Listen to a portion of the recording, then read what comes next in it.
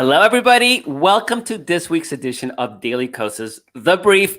I'm Marcos Molitzis with co-host Carrie Eleveld. Welcome so much. Thank you for joining us. This is our weekly show about politics. Today, we're going to be talking kind of fittingly about Afghanistan. At 20 years, it was America's longest war. American troops hadn't even fully pulled out before the entire Afghan army collapsed, surrendered en masse to a seemingly bewildered Taliban. They even paused before they entered Kabul because they were kind of unsure what was going on.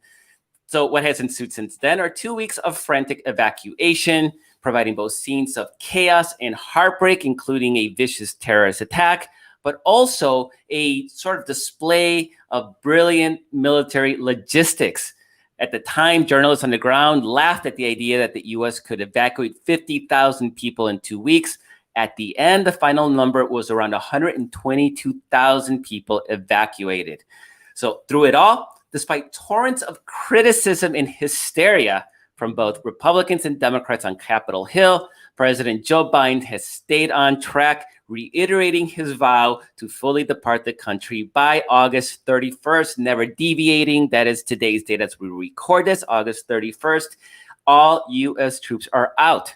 He was assailed by the media, by pundits, even by his allies. There was this talk about reinvading Afghanistan as though we could somehow fix all the mistakes that had been made time and time again over the last 20 years. But it seemed, Kerry, that he was the only person in D.C. that was determined not to repeat those mistakes, and he ignored the critics. He stayed the course. So what now? Republicans are trying to take advantage of Biden's slide in the polls to stop what's left of his legislative agenda. They'll try to make an issue of it, obviously, in the 2022 midterm elections, as well as in 2024. Will it work? Today's guest is John Soltz. He did two tours of duty in Iraq, and he is the chairman of Vote Vets, the nation's top progressive veteran rights organization. So I fully expect to have a great conversation. He knows this stuff pretty inside out and almost from the inside, because he is somebody who has served with many of the people that both served in Afghanistan, had a role in making decisions in Afghanistan, both the mistakes and stuff that I think the stuff that worked was getting out. That was the piece that finally worked, is that realization that we were not going to win that war. And the fact that the government fell within hours, seemingly, of us beginning the pullout really, I think, confirms that we had done nothing on that nation building front. So, Carrie, you just watched Joe Biden declare the end of the war. And I didn't get a chance to hear it. So you can share, like, what are your key takeaways are from that speech, and both for our audience and for me. Yeah. Well, so I literally just took it in. He just gave the speech. I think that, first of all, he wanted to come out and give a defense of what the administration did, of what his White House, what he decided to do, what the White House did, how they did it. And also not just a defense, but really sort of try and get the American people clued in, signed on to what he was seeing, the way he was seeing the situation, the way he sees it now, and the way he sees the situation moving forward. And that being the global situation, the global threat of terrorism, not just this, one supposed, sort of threat in Afghanistan. Of course, I'm sure that they have an eye on, and this is not to dismiss, I think, President Biden's real deep emotions around leaving Afghanistan, around it being the right thing to do, around having lost American lives while doing it. But I'm sure that they are also anxious to turn the page on this chapter and, move forward. I think when I was watching it, it sounded like President Biden emphasized the same thing several times in several different ways, which was, the military did an amazing job. They airlifted, a ton of people out in an operation that certainly no other, military on earth could do. Under very hostile conditions, Under 122,000 people right. in 2 weeks, which is just a Right. monumental logistical marvel. I don't think people Right. understand the scale and the scope of 122,000 people in planes that carry dozens to a couple hundred people. We're not Right. talking sticking them all in a big boat. Right. So he wanted to talk about that. He wanted to talk about how the facts on the ground had changed. I mean, this is something he reemphasized over and over again in terms of Trump making the quote unquote peace deal with the Taliban. The threat had changed. His assessment certainly of where the real terror threat for the nation lies had changed. And he wanted to make sure people really understood that he felt like there were only two options. There was this idea of like leaving several thousand troops in there and it was just going to continue. He said the world had changed, that it wasn't the same anymore based on this deal that Trump made, based on where the real terror threat was. We couldn't just, indefinitely.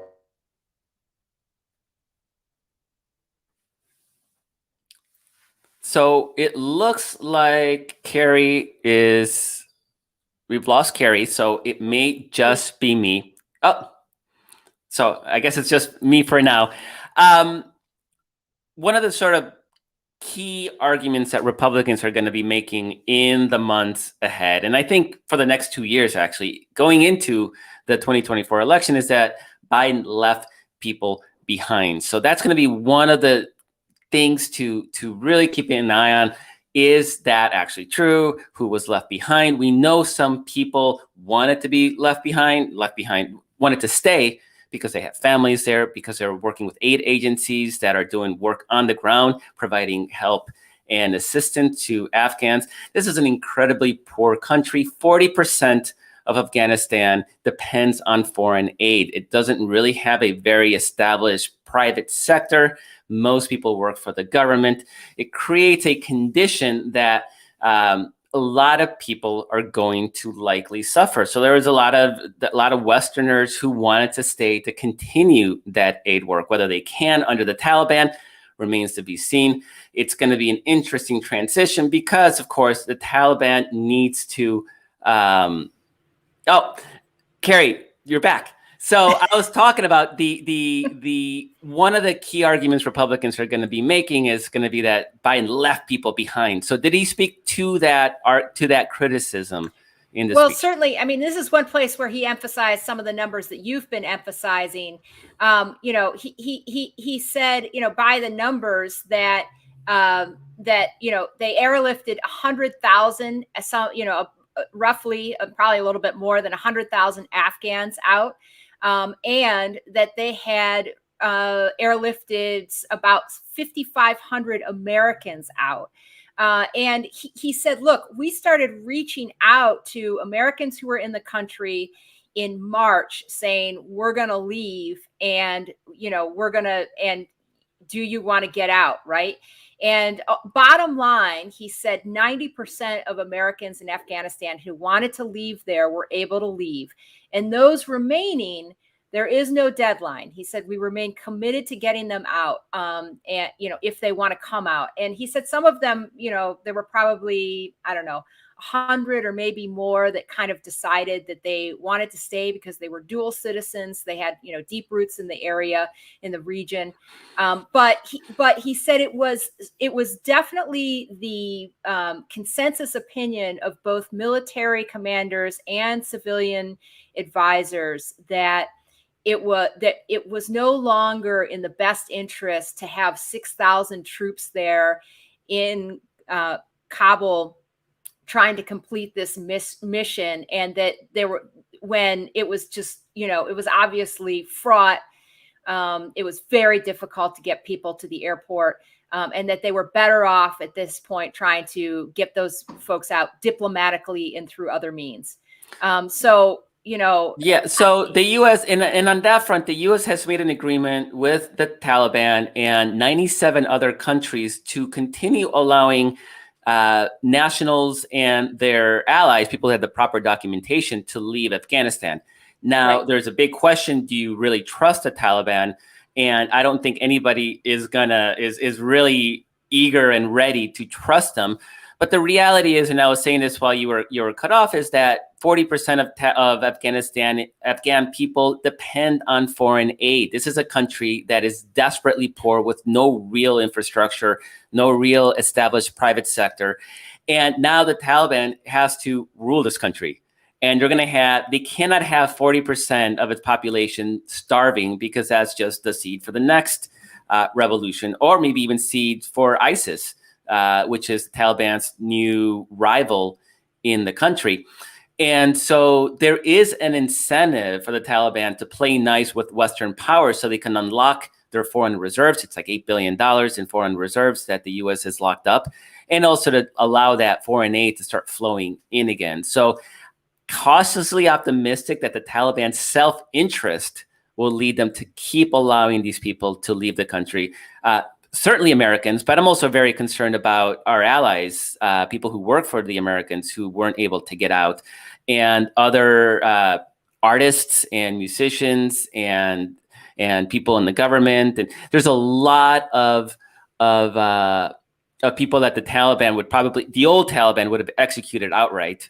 Now I'm hopeful that they'll allow them to leave just to be able to unlock this foreign aid. Did he talk anything about the Afghans left behind, our allies, our friends? Oh, I'm sure they're gonna. Yeah, I mean, that part of the speech did not stick out to me. I'll be honest. But he said there would be an ongoing effort. There would clearly be an ongoing effort, right? To both get Americans out and to get Afghans who remained and who were, allies of the U.S. Out.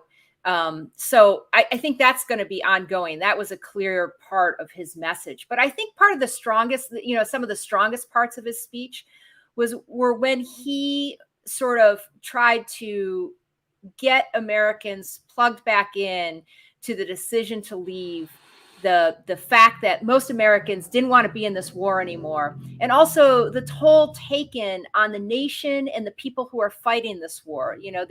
Mostly young Americans who are fighting this war, many of them, the costs of it. So, in terms of his big message on the decision to leave was that the status quo was no longer an option, right? The status quo of having just a few thousand people there was no longer an option. He said, by the time I came into office, the Taliban was in its strongest military position since 2001.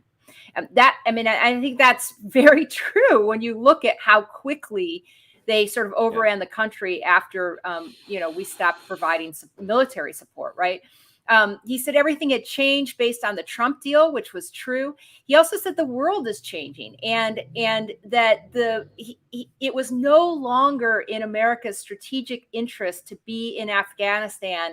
That's not where the terror threat is anymore, even though that's where it was 2 decades ago. It was kind of emphasizing this. It's been 2 decades, and our strategy hasn't, other than some surges here and there and some drawdowns, our strategy for fighting terror in Afghanistan hasn't changed in 2 decades. It was outmoded, was basically what he was saying.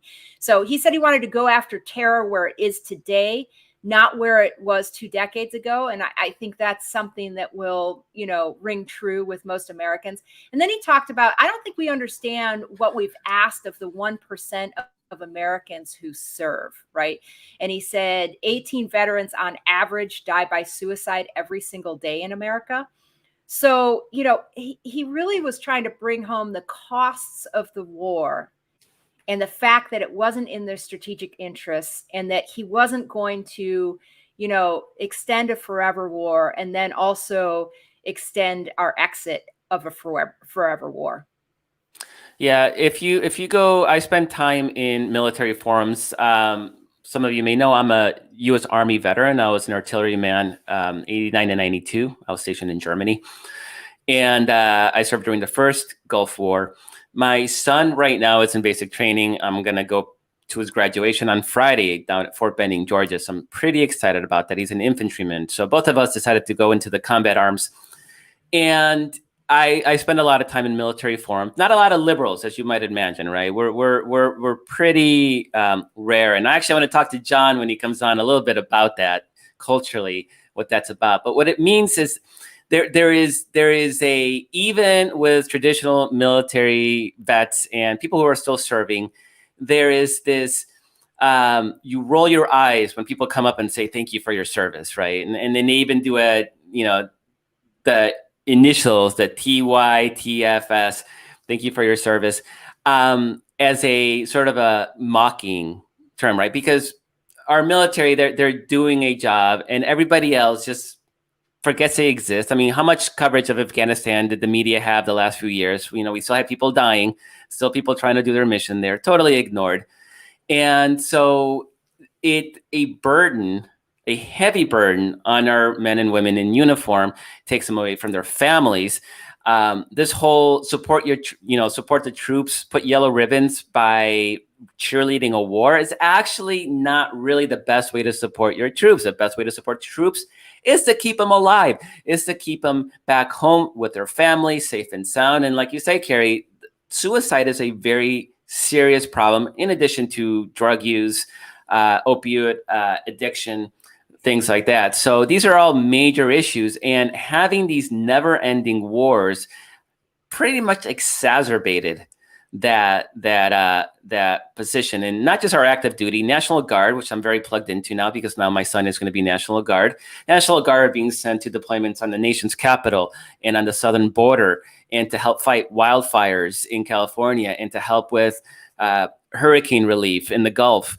And these people are overstretched, and they're being pulled away from their jobs and from their families, and it does take a toll. So that's not even talking about the money spent. I mean, Afghanistan was about what, $250 million a day. And here they say, no, we can't forgive college loans. We don't have the money. But let's just keep spending, $1.5 billion a week in Afghanistan. And like, I'm glad he talked about the mission has changed, because the mission was to find Osama bin Laden. And that was done 2 presidents ago.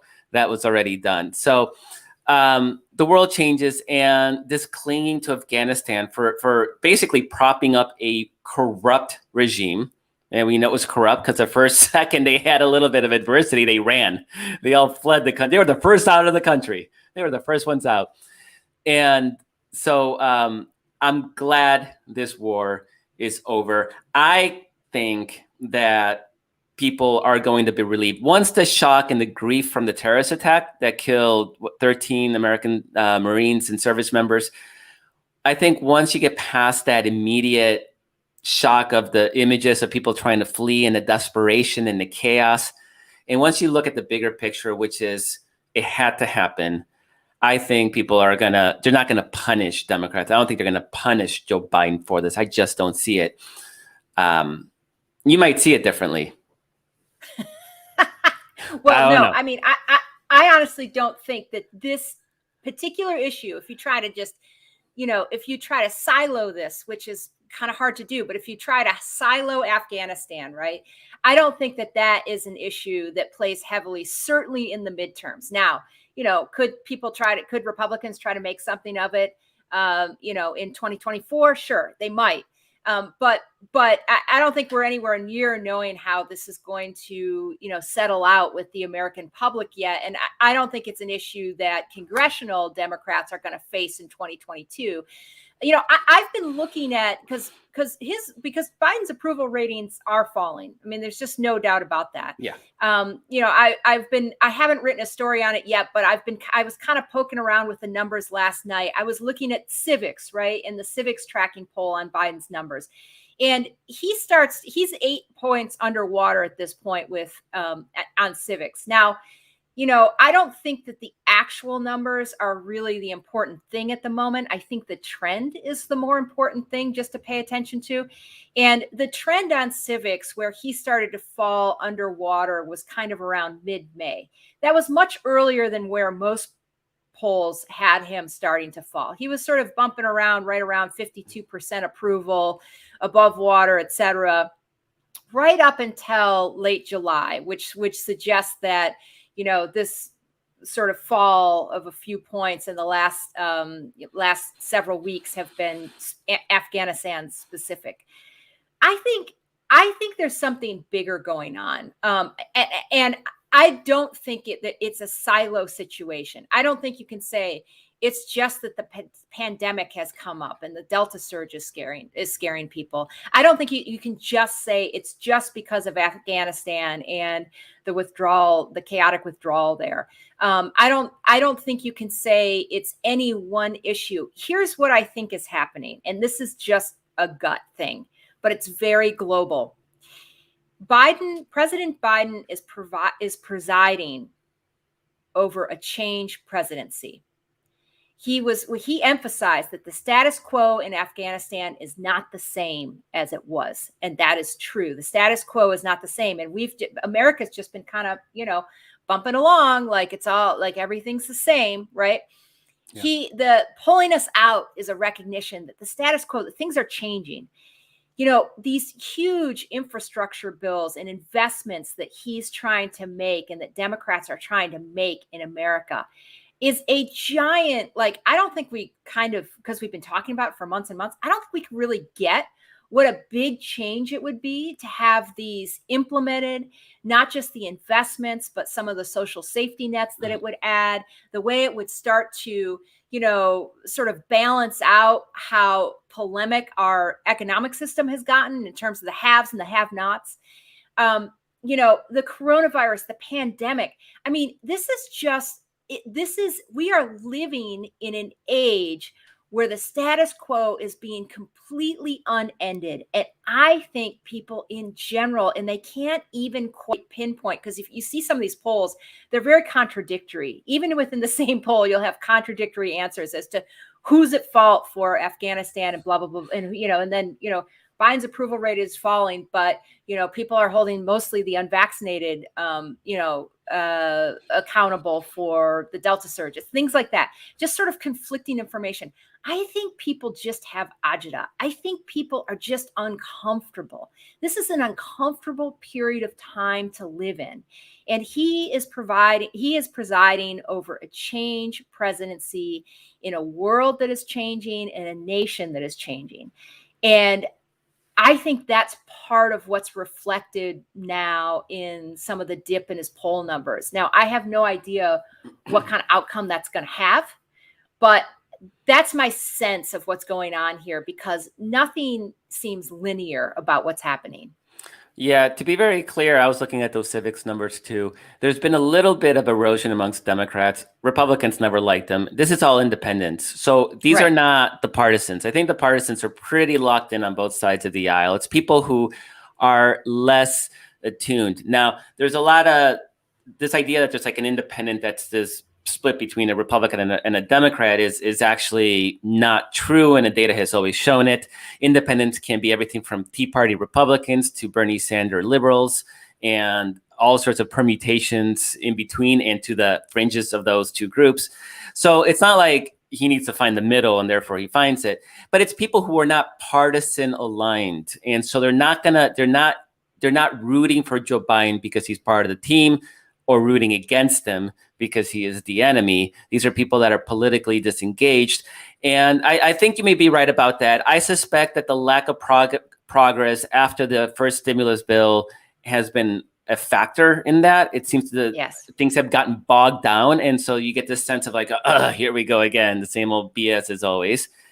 I know the Republicans are making their argument on Afghanistan it's been muddied, and it's definitely been sort of conflicted by the racism part. The Stephen Miller, this is all a global plot to bring brown people into America, racism.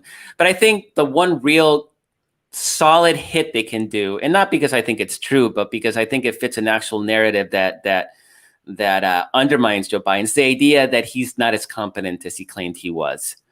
And so he's been steely resolved the entire time, right? Whether it's COVID, whether it's Afghanistan, he did not waver that entire 2 weeks when people were screaming at him to strike back and to blow up cities and to invade again. And he was completely calm. And so from a behavioral standpoint, from how he reacted, I think he did what he needed to do. But I think Republicans obviously are good at creating new realities, and they're going to try to use the images of chaos as a way to claim, like, yeah, you thought he knew what he was doing, but he probably doesn't know what he's doing. And that what may have been one of the strongest arguments he had in defeating Trump in 2020, right? It was like, Trump is a mess, let's bring some adults back into town. So that is my fear, is that sticks, because we need Joe Biden's approval ratings to remain in. They're not going to be positive. We're too polarized a country to actually have a popular presidency anymore, but at least in a place where it doesn't actively harm us heading into 2022. So, Carrie, we have our guest has arrived. So let's bring on John. John Soltz is the chairman of Vote Vets, the nation's premier progressive organization focused on military and military families. He's an old friend back. There's not a lot of us liberal veterans in politics. So John and I have been friends for going way, way back. So John, it's such a pleasure to have you on the show. Thanks so much for joining us. This is great. You guys can hear me okay? We can hear you great. I mean, I was just thinking about this. I was actually on the phone with Brandon Friedman. I said, Brandon, I got to go because Marcos has a podcast and I got to get on it. It's like 2006 when we started Vote Vets, and people were like, well, why are you guys helping veterans run for Congress? And we were like, well, we're helping veterans run because they're the only people that can call out Bush on the war with any credibility.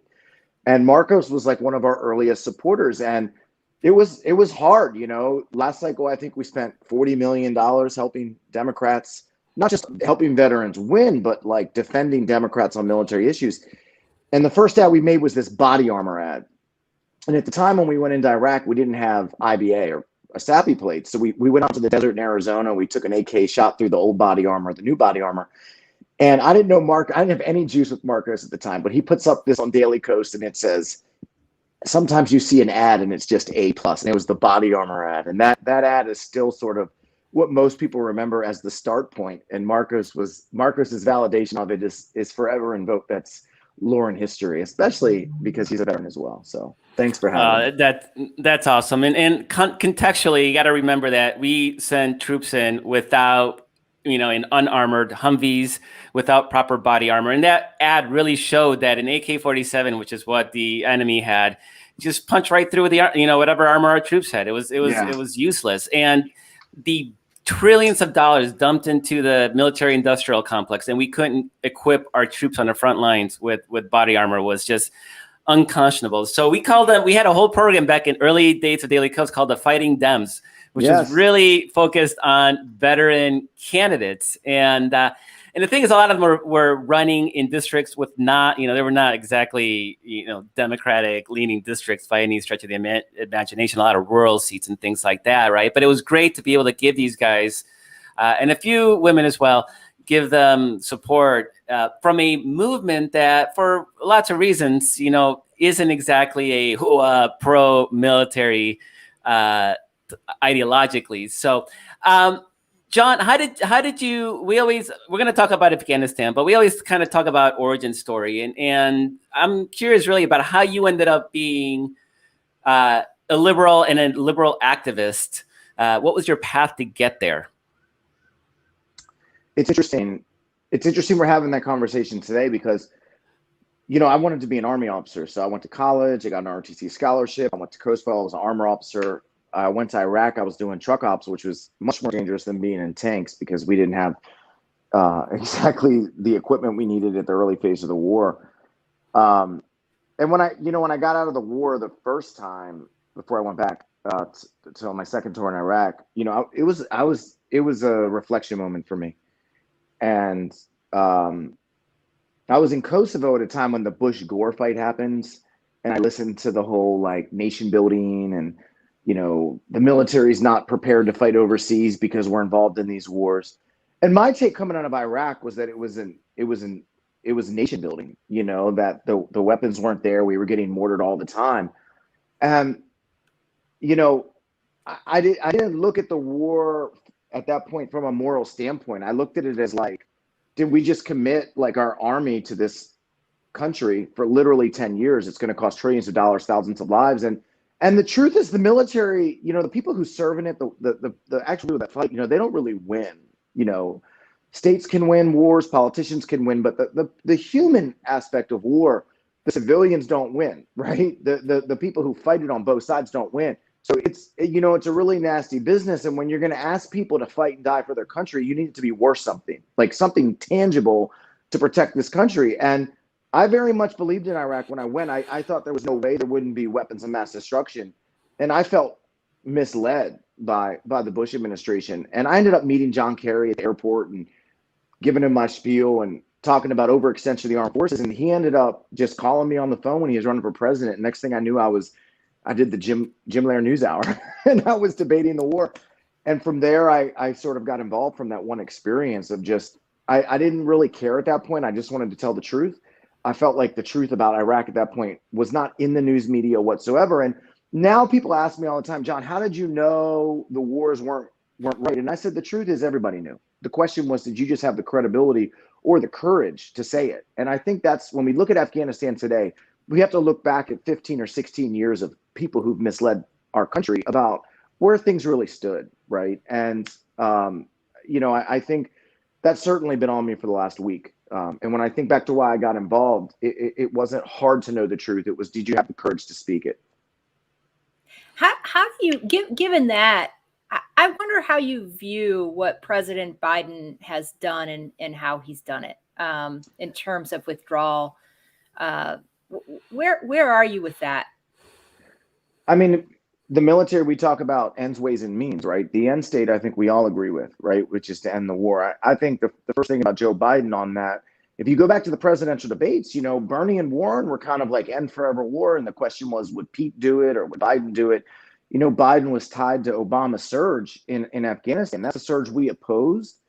And I think when the administration came in, we were expecting to debate this in terms of the authorization of use of military force. So the 2001 authorization is still being used to fight organizations in Africa that did not exist on 9/11. So I think that if we had to guess, Biden was rather strong in the debates about repealing the AUMF. I thought that was the terms we would go into here. Instead, we were, there was a lot of pressure to pull out by 1 May. He didn't do it. He announced a September 11th deadline. And I think I was surprised by the strength of that position. I understand there was a debate inside the Obama administration that this president, Joe Biden, was against the surge. There was a huge divide. And I don't think that everything that happened could have been anticipated. Of course, there's things they could have leaned in on more than others. We all know that, right? But the fact that, Ghani surrendered the country and left that morning, I'm not sure anybody predicted that. And, I think it's absolutely incredible that we got 120,000 people out of that country.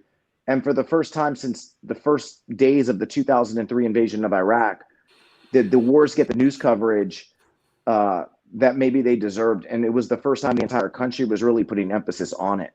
And the idea that we could get the 82nd in there and the Marine Expeditionary Unit, the Strategic and Theater Reserves, to evacuate 110,000 people or 20,000 people was incredible.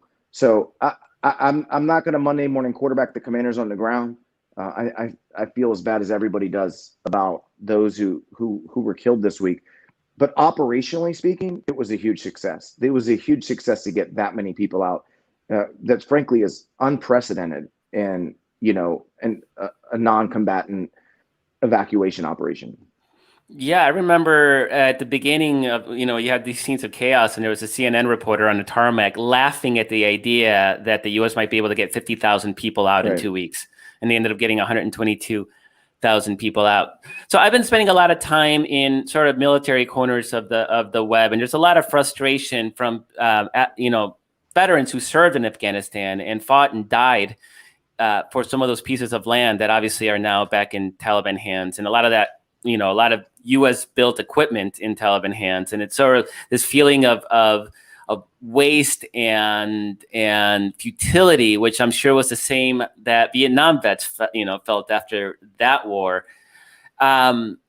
Your circle, I mean, how are people dealing with the personal side of seeing Afghanistan fall in Taliban hands, aside from the strategic and the global war on terrorism, the personal toll?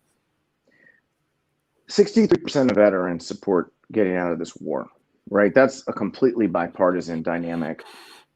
And to be fair to Donald Trump, he changed the game when he started railing against the wars in the Republican debates. So there's a lot of libertarian veterans, out there that are they're done with these wars. There's progressive people. I think everybody was just sort of shocked to see it play out as quickly as it did, where Ghani just rolled out and everybody surrendered. And it's like they didn't even put up a fight like that. Even in Iraq, we saw something different. We saw the Iraqi army get rolled, but when ISIS came in, the Kurds held the line. We also, I trained in Pesh in 2011 in northern Iraq, and you had some geographic and human terrain features that prevented ISIS from taking the whole country. You had Shia-backed militias that were backed by the Iranians that fought back. You had, Kurdish Peshmerga that fought back.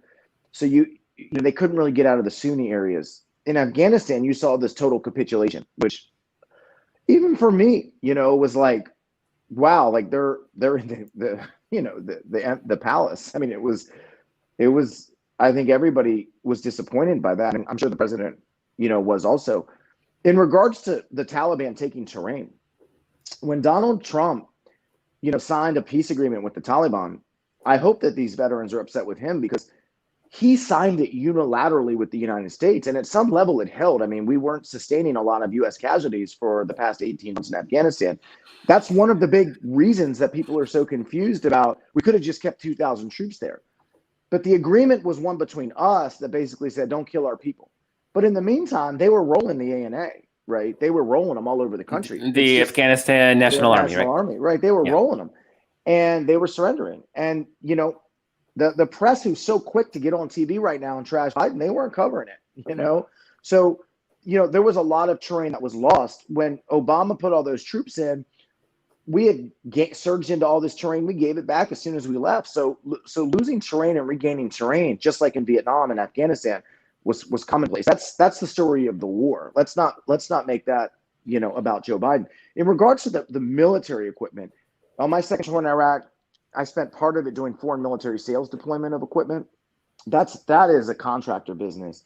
The defense industry is in there. They are pushing American type equipment.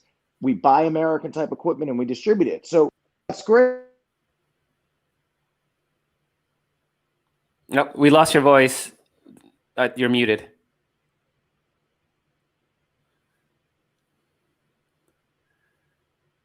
Hello, I'm back. Yeah, there you go. There we go. You're back. Yeah. You know what happened? Somebody called my phone. I turned it off. Okay. No, so what happens is we give them American equipment, right? Well, have you guys heard in the last 2 weeks? Oh my gosh, the logistics, they don't have any logistics. Well, when you give someone a Black Hawk helicopter or you give them an M1 tank, there's all these special types of systems that you need to sustain that piece of equipment that the Afghan National Army is not going to be able to do without U.S. force. So the idea that we're using U.S. equipment at one level is great because it's great equipment, but you're constraining logistically an ability of a country like Afghanistan, where only 10% of the army was literate, to actually sustain it. And it was an Achilles heel. It's the whole reason why we should be giving out AK-47s and not M4 carbines, because an AK-47 is a weapon they understand. They can sustain it themselves. You can bury it in the ground and use it, but an M4 has a different supply chain to it. So this is, one of the reasons that we had challenges in Iraq and Afghanistan was the reliance on, advanced weaponry that they could never sustain or supply themselves. So Joe Biden mentioned in the speech sort of the toll on veterans and the high suicide rates that are sustained by our vets. I'm not sure what the question is, but does ending the forever war, is that like a first step towards improving the mental health of our vets and our force? Because presumably a lot of those suicides are PTSD. It's based on the trauma of combat, correct? I think some of it's based on combat. I think a lot of it is just based on people don't relate anymore, and I had a hard time when I came back. I remember I left the war. I went to graduate school at University of Pittsburgh, and I'm sitting next to kids in class that are my age, but I woke up every day and was like, who died in Iraq yesterday? And it's not the world that those people lived in. And, I got on an airplane one day and I was like the last person on the plane. And this woman was so nice. She let me sit down and I said, why were you so nice to me? And she says, oh, I'm a Baptist minister. Everyone's got a hidden problem and I don't like to add to it. And I remember thinking in that conversation, being a veteran who comes back from a war at 24 or 25, there just weren't a lot of other veterans that come back from a war that's 24 or 25. It's similar that maybe you have a teenage pregnancy, or you come to this country and you don't speak English, or you lose your spouse very early in life to a tragic accident. And there's certain things that happen in our lives where our peer group is not connected to us. And I think the experience of Iraq and Afghanistan veterans was the peer group was not exactly connected to it. And if I had the answer for veteran suicide, I would be screaming it from the rooftops. I don't have an answer for it. What I can tell you is when I see Joe Biden speak, I see a father who thinks his son died because of the war in Iraq. And whether or not there's science to back it up or not, Joe Biden wakes up every day and says, I know how these people feel because my son went to war for a year and, he died of cancer. And it's not the first time he's mentioned, or he's mentioned more than once, the relationship between the burn pits and cancer. And I think he relates to it in such a personal way that there's no think tank expert, there's no PhD who's going to argue this thing on some abstract policy theory they wrote in graduate school. He sees it from a very human way, and he knows the pain he feels. And if he's going to ask that pain of other people, he's going to make sure it's worth it. And he could not get to a point where the war was worth it any longer. And I think that's really more than being a president. He's the father of someone he feels died in the war, and he lives with that every day. I think that's one of the things that made him so resolute about the exit. And even as he was kind of getting incoming from both sides of the aisle and people, hair on fire, sort of, media coverage, he really seemed to stay the course. I want to get back to something you mentioned earlier. I don't want to let you leave without talking about steps going forward, because you mentioned the use of military force authorization that we've been using since 2001 to go, to authorize military force in these forever wars. Do you want to see something done with that would be one question. And, what is your organization looking for, pushing for from the Biden White House?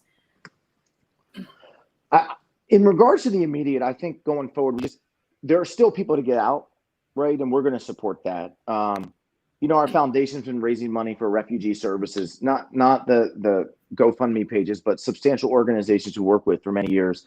I know Marcos is familiar about some of our stances in immigration policy and welcoming refugees, especially refugees because of our war. So I think starting with that, we have to see that through and make sure that people get here and are treated right as well.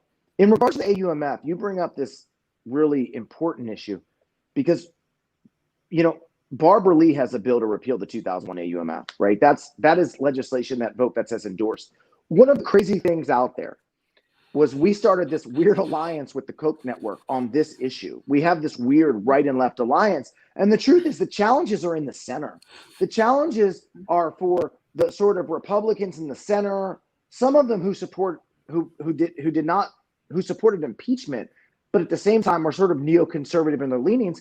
And then you have Democrats, some of which that are more conservative leaning districts that are afraid. We have not, the military veterans of VoteVets has supported are very good on AUMF, but we see it in other leanings. But there is this wacko alignment from the progressives, Ro Khanna's, right, and that crowd, and some of the libertarians out there on repealing that legislation, which is one of the most interesting dynamics in Congress.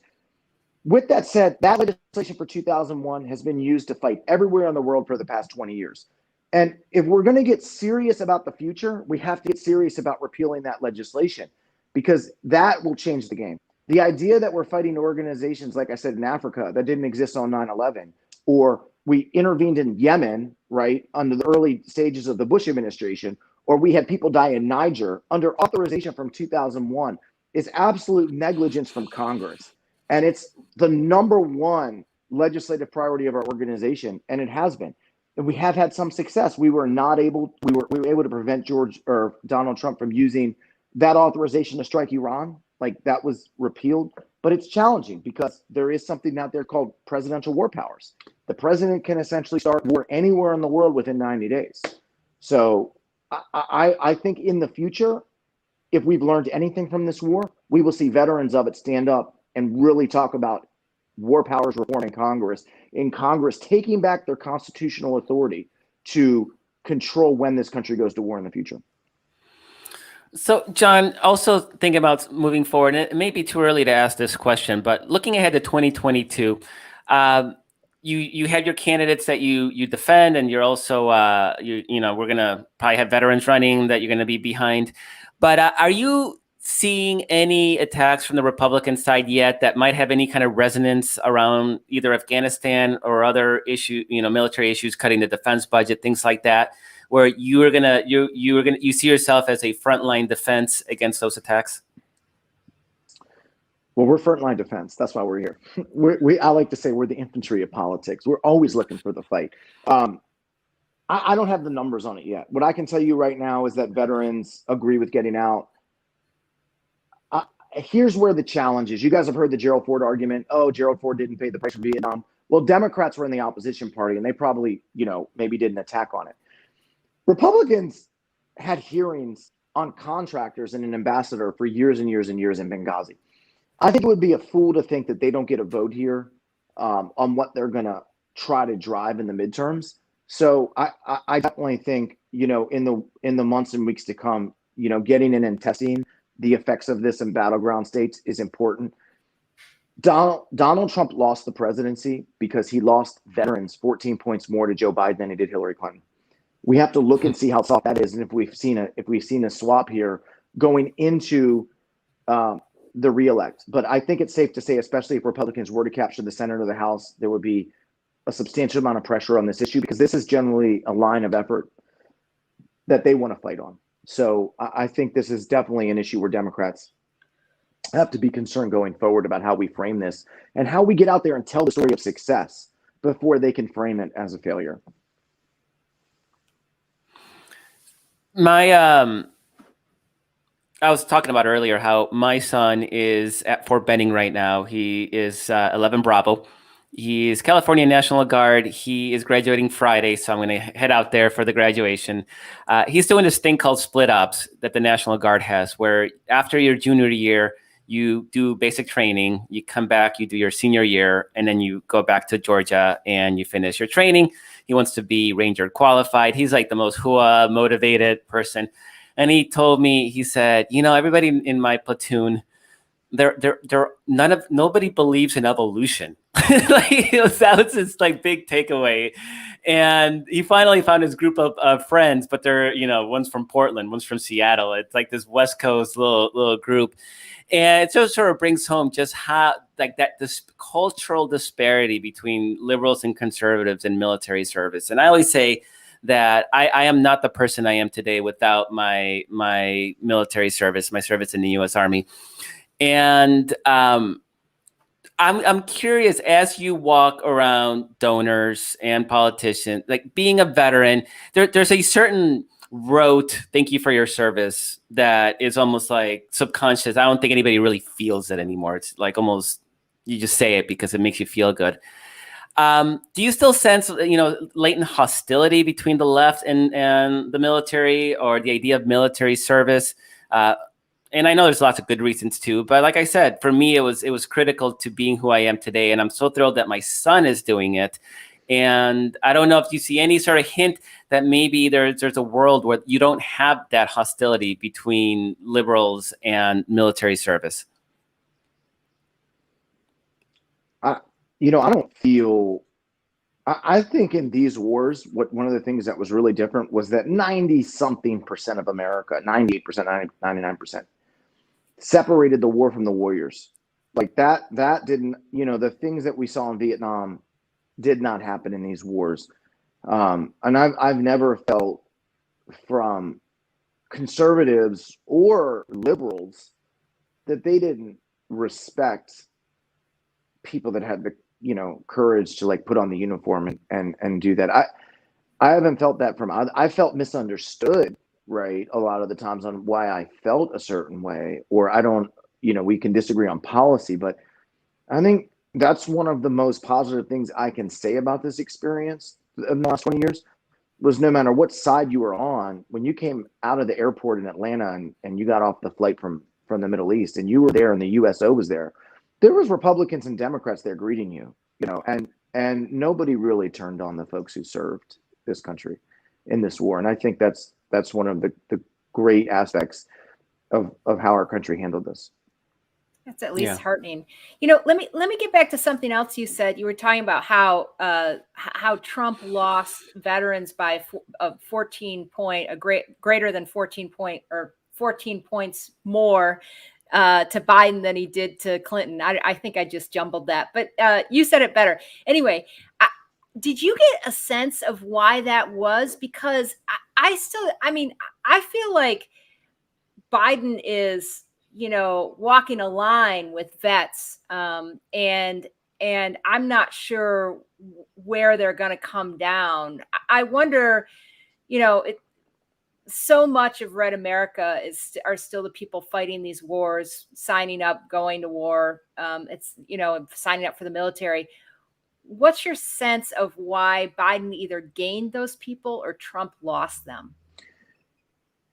It's probably a combination of both. I think, Marcos used to have all these great polls on the Coast website, right? And I will go there and I'm always looking at the tracking polls. And, there's a debate about getting out progressives, right? And talking to white voters that were losing. And I like to say in the Army, we win wars because we bring armor, artillery, infantry, and air power together at a decisive point. And I don't think Democratic strategy should ever be, we only need to get the base out. I think we need to get the base out. I think we need to get women out. I think we need to cut our losses with certain constituencies. Joe Biden still lost veterans to Donald Trump. He just lost them by so much less than Hillary Clinton did. That's based on, a New York Times article by Nate Cohn that ProPublica had done. And I think when you look at that demographic, the same went for Joe Biden in Pennsylvania. He didn't really win the base more. He won rural parts of the state more. So I think that's one piece of it. But I think some people were just against Donald Trump. I mean, he continually went after the officer corps. He trashed senior military leaders, suckers. It was just one thing after another of utter disrespect to people who served in the military that at some point, I think people were just like, I'm done with this guy and we're just going to try someone else. And when you talk about 14 points, I don't think you can say it's one thing or another. I think some of it probably was Biden related better. A lot of it, though, has to be people were done with Donald Trump and the Rocket Man tweets about Korea or the trashing of General Mattis or, ridiculousness about, Confederate base names and just basic core things that put the military in bad positions all the time, that you could certainly see officers be the biggest group to switch, but that goes into national trends, which is college degrees, right? People with college degrees. So, I think some of it plays into what's there, but it certainly was interesting dynamic. I think the question now is it going to be there in 4 years? Because if it's not, it could be a problem for Joe Biden and his coalition. Right. How we like to always give people something to do, something they can do to help with the cause. And so how can people help you do what you're doing in pushing for progressive military policy and for progressive candidates by supporting candidates that are veterans? How can they help Vote Vets perform its mission? So thank you, Marcos. Go to votevets.org, sign up. We're going to ask you if you're a veteran. You do not have to be a veteran, but we're going to ask you if you're a veteran, a military family, a supporter. We're going to ask you to donate to certain candidates. We're going to ask you to sign petitions. If you're a veteran, they may put you in a television commercial, because what makes Vote Vets ads great is we actually take local veterans from their communities and give them a voice. That's the art of what we do, which is how do we give veterans a voice in the conversation? A lot of that's helping veterans run for office, but a lot of it is giving you a voice if there's a key congressional district where you're from. So we want you to sign up at Vote Vets and join our organization. And we're very active with our email program. But by all means, you can follow us in Facebook and Twitter and Instagram as well. We've got 3 great social media platforms with a community that you can interact with. If you sign up, we're going to do events. We do a lot of peer-to-peer texting over here and that type of stuff, and veteran events as well virtually. So we'd love to have you on our team. So thanks for that opportunity, Marcos. So to everybody listening, just to stress, when Vote Vets came on the scene in the mid, what was it, 2006, 2005? 2006. Yeah, 2006. Conservatives owned the conversation around veterans. It was sort of assumed that they were the ones that decided what veterans wanted and what it was to be pro-veteran. And so over the ensuing decades, Vote Vets has really sort of transformed that and created a more balanced conversation and more nuanced conversation when it comes to veterans. So it's an incredibly important organization, critical piece of progressive infrastructure. Always immensely in huge gratitude for what you do and what you represent and what you've accomplished and built. So thank you so very much, John, and thank you so much for joining us today. I want to just throw in a plug too, because I was in Washington covering LGBTQ issues during the effort to repeal Don't Ask, Don't Tell, and Vote Vets was very, very good on that issue, and so I appreciate all that you did on the work on that. So we appreciate that, Carrie, because that was a perfect issue that demonstrates how people can participate. That was an issue that none of the traditional veteran service organizations would touch, and generationally, we fought and died with these folks who served our country, and that's a perfect example of how Vote Vets works on issues that the traditional veterans groups, frankly, don't have the courage to work on. So we were proud to work on that. It's been a huge success. I can't think of one person who's left the military because we repealed the Don't Ask, Don't Tell law. And that was the big, scare thing. So we appreciate that you remember that as well. And Marcos, we got to do this again with you and Carrie. I'd love to come back on. Oh, absolutely. John Soltz, he's the chairman of Vote Vets, votevets.org, and Vote Vets on Twitter, on Instagram, on, what's the last one that you had? Do you have a TikTok yet? Facebook. No. We just do Instagram, Facebook, and Twitter right now. Okay. I don't know what TikTok is. I don't even know. I don't either. I'm over 40 now. I don't know what TikTok is. John Soltz, I know Daily Coast. Thank you so much for joining us. It's been such a pleasure. Carrie, it really, I'm glad you brought up the Don't Ask, Don't Tell, because it's such a concrete example of how a organization that is focused on policy for veterans and military families and people that are serving can really help drive the progressive agenda. It's not about war, and a big part of their piece has been to get out of the war, which I'm not saying it's a minimal piece, that's massive. But it's also very much ingrained in our domestic policy agenda and a lot of these sort of core fights that we're having with the right, including gay rights.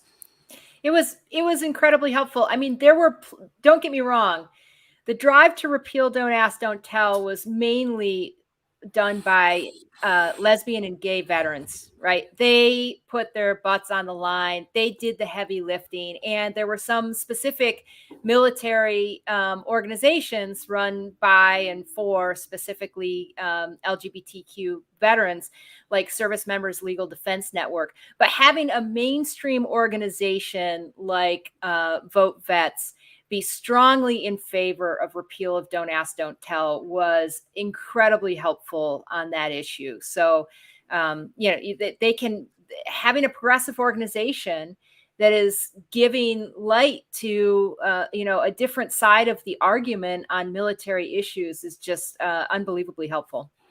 Yeah, absolutely. And if Republicans get any traction in trying to weaponize Afghanistan, I actually don't think they will. But who knows? They're very good at creating something out of nothing. So if they do get traction, fully expect Vote Vets to be like on the front line of pushing back against those efforts. They're incredibly. John was absolutely right about the fact that if they win back either the Senate or the House, or God forbid both, whatever they win back, if they do, they're going to spend all their time investigating the withdrawal of Afghanistan. That is going to something that gets them out of, we were crappy on COVID, we're anti-science, we're anti-vaccine, gets them out of like the January 6th insurrection. They get to be back to being like patriots on, a military issue. They will just drive that home 24/7. I think. Yeah, it'll be Benghazi on steroids.